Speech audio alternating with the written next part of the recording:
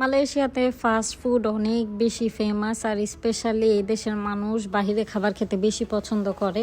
দেশের মানুষ নারী পুরুষ উভয় কাজ করে, যার কারণে ওনারা বাসায় খাবার বানানোর সময় কম পায়। এই জন্য বেশিরভাগ ক্ষেত্রেই দুপুরে রাত্রে বাহিরে খাবার খায়, কারণ ওনাদের কাছে সময় নাই। বিশেষ করে মেয়েদেরা এখানে বেশি কাজ করে ছেলেদের তুলনায়। এই দেশে ছেলেরা বেশি আলসে হয়। যাই হোক, ওই পক্ষে আমি না যাই। আমি অনেক ধরনের ফাস্ট ফুড এখানে ট্রাই করছি। এখানে তো 3-4 ধরনের ফাস্টফুড দেখানোই হলো।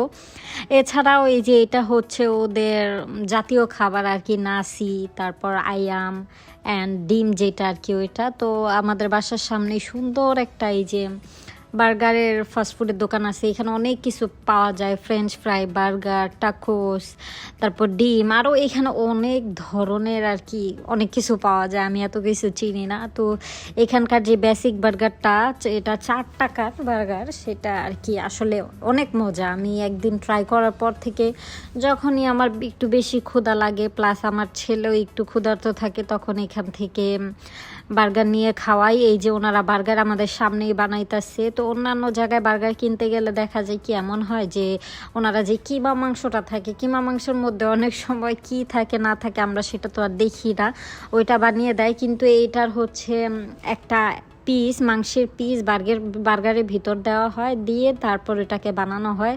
আর এটা যেহেতু সামনেই বানাইতেছে, তো আমার কোনো সন্দেহ হয় না, আমরা এটা ইজিলি নিয়ে নিই।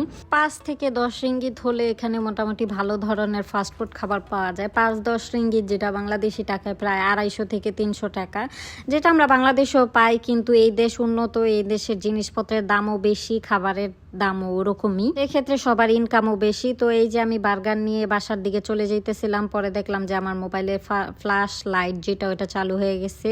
ওই যে ওইখানে বার্গারের দোকান, আর ওই কনসেপ্টের ওইখানে হচ্ছে আমাদের কারখানা, আর ওই যে ওইটা হচ্ছে আমাদের বাসা। তো আমরা এখন বাসায় গিয়ে বার্গার খাবো। আর এটা আমাদের বাসায় সবাই খাইছেন, সবার অনেক ভালো লাগছে, অনেক ইয়াম্মি। যাই হোক, সবাই ভালো থাকবেন, টাটা, বাই বাই।